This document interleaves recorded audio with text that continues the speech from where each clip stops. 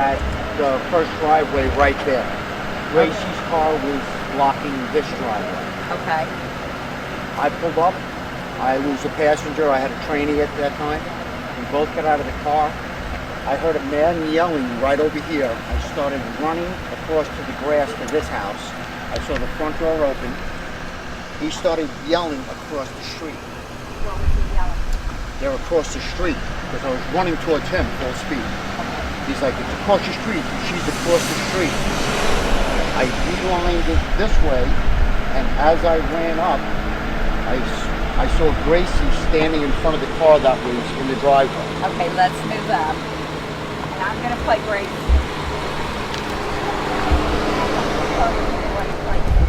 Well, there was a pickup in the driveway here. Right. And There like, was this, I don't know what kind was it. like Mini Cooper type thing. Yes, that was actually right about here, Okay.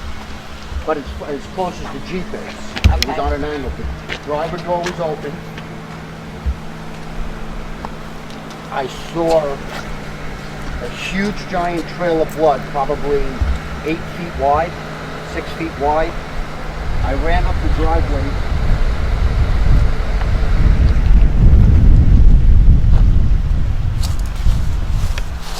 And Grace was standing right here, pointing a gun down to the ground.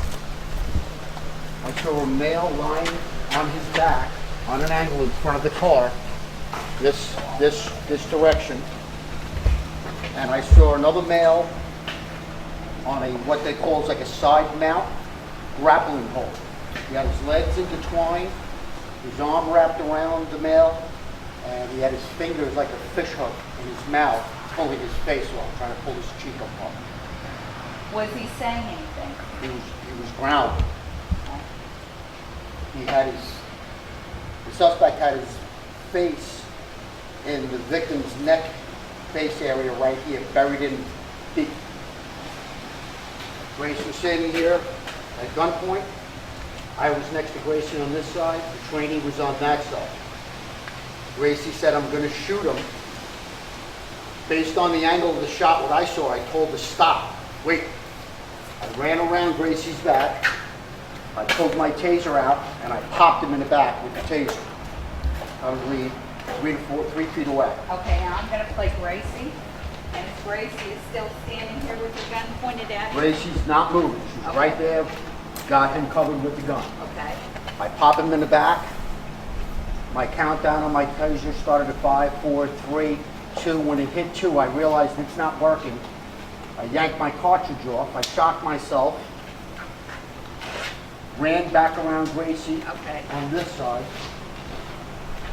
And then I kicked him in his head, trying to get him off of the mat.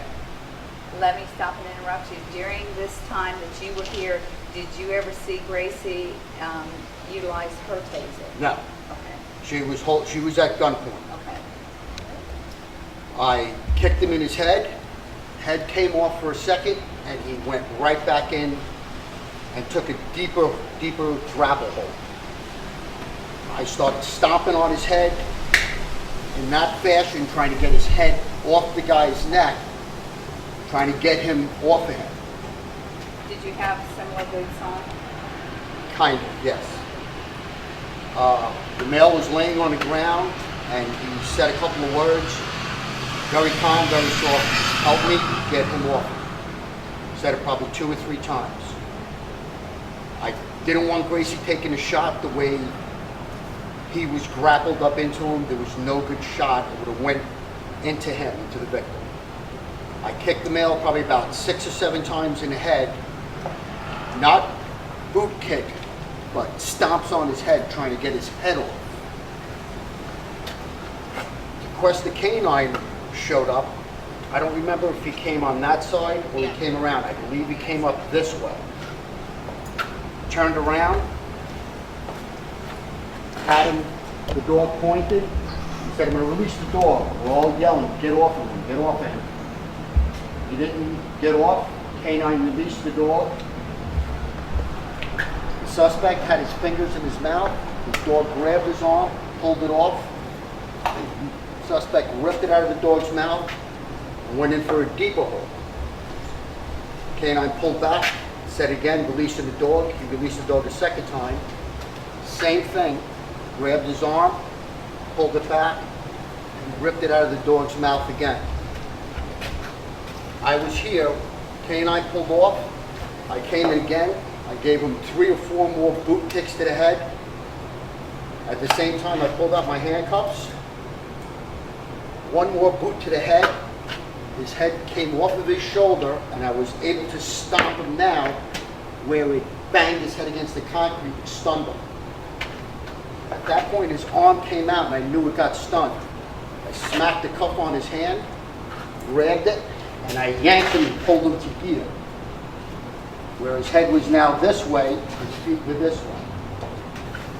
I spun him over. Umbrella, I call him. I don't know how to pronounce his last name. Grabbed his Is that your training? left arm. Yes, the training. Grabbed his left arm. We were able to put the second cuff on. He was pretty stocky, so he had to pull out his set of cuffs, so we had to use double cuffs on him. I backed off, holding the cuffs. I told the trainee, run in, check on her. He ran in, checked her pulse, and gave me a shake of the head no. He came back out, told dispatch a couple of times to get fire rescue in here, possibly 2 signal 7s. Then I told Umbrella to go get shackles, and we shackled him so he wouldn't fight. Okay, let me stop and ask you. During the time that you were kicking him and Gracie had him covered with her gun, what was the trainee doing? Do you know? The first 5 or 6 kicks, I was concentrating on the suspect. I took a quick turn to my right, and I see he also had his gun out. So he was only in his 3rd week, and I was okay with him engaging and staying in it. After I ran around Canine bit him, I came back. When I came back, I started stomping his head again. And when I finally got the cuff on, right before I got the cuff on, he stomped him maybe twice. He started engaging that way. And then when we were finally able to get the cuff on, bring him over here and secure him. At what point did you notice that she was in the garage? As soon as when I was running up the driveway, I seen her laid back in the garage. Anybody? Do you remember when Valerio, K-9 officer, got here? Was it before or after the fire system did he wheel up with you? He showed up while I was stomping on him the first, because I know I stomped him a good 7 times, if not 10, right in between there.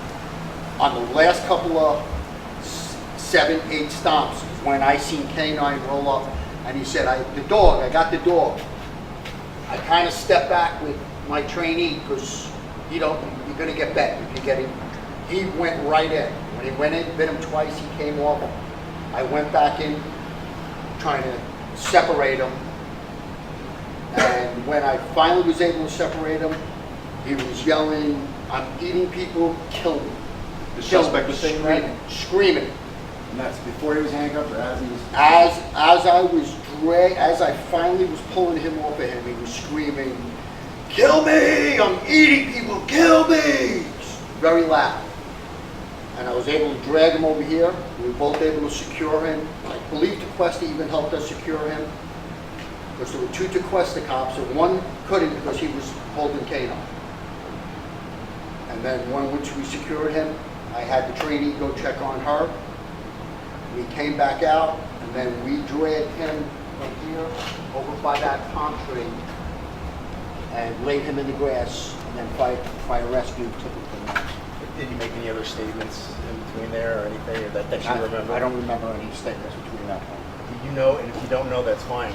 Mr. Fisher's parents actually showed up shortly after we got here. Do you remember seeing them? I believe it was his dad, Okay, go his ahead. father, because that was the one he told me he's across the street. Because He actually waving at I was beelining it for him, because I seen the doors open, and He was standing over by the big bushes right there. Okay. And I was beelining it because that's the only person I saw. I didn't see her until I got onto his lawn. And he's like, across the street, across the street. Okay. And then I redirected this way. Okay. And he probably went back inside, or you don't even know. Don't even know. Until we started doing statements. The male victim was speaking when you first got here? He The asked for victim help? was lying on the ground, just lethargic, and I seen a slit from under his arm to his waist, 7-8 inches wide. I seen his ribs. I seen a huge hole on this side, and both of them, the suspect and victim, were completely covered Did you in see blood. the suspect biting him at any Yes. time? The suspect, when I got here, like I said, was in a full grapple, and the suspect had his neck and head right here on the victim's neck, and he was chewing on his cheek, and I see big rips in the Was he just chewing, or was he like tearing like a dog, or? tearing like a dog. Okay, well, I'm sorry, did you say he was tearing at him, Tearing. or was he chewing at him? He had a piece of his cheek, and he was trying to rip it off, like trying to rip a piece of meat. Okay. While you were here, did you see any dogs? When I ran up, as I ran up the vehicle that was in the driveway door was open, and there was a dog sitting inside the front passenger seat. I noticed that with keys, I believe on the floorboard of the vehicle, there was a puddle of blood on the floorboard and some blood on the driver's seat. Do you remember the door being open of the car? The driver door was open of this car, Okay. and there was a dog sitting in the seat. After we set back, I walked past him. I think it was a black dog. I was actually startled because he was just sitting there. Anybody else?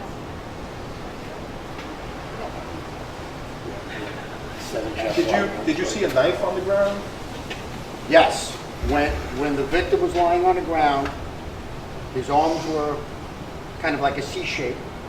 There was a blade opened up here underneath his right arm. I don't remember. For some reason, it's telling me had a red handle on it. But there was a blade underneath his right arm. There was a scissor sitting over here. And I believe inside the garage there was an Adirondack chair sitting here with a screwdriver on one of the armrests, I believe. But I know for a fact there was a scissor there, and under the victim's right in the C section here was an open knife. But Yeah, that's it.